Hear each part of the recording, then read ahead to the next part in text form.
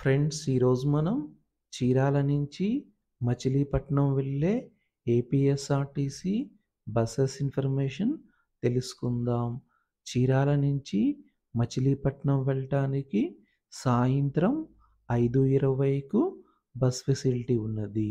ఈ bus Chirala bus స్టాండ్లో సాయంత్రం 5:20కు బయలుదేరి మచిలీపట్నం వెళ్ళేసరికి రాత్రి 8:45 అవుతుంది. చీరాల నుంచి మచిలీపట్నం వెళ్ళటానికి బస్ టికెట్ రూ. 180.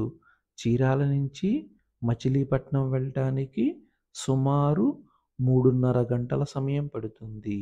ఈ బస్ చీరాల బస్ స్టాండ్లో సాయంత్రం 5:20కు బయలుదేరి బాపట్ల వెళ్ళేసరికి సాయంత్రం 6, చెరుకుపల్లి వెళ్ళేసరికి రాత్రి 7, రేపల్లె వెళ్ళేసరికి రాత్రి 7:35, మోపిదేవి వెళ్ళేసరికి రాత్రి 8:10, మచిలీపట్నం వెళ్ళేసరికి రాత్రి 8:45 అవుతుంది.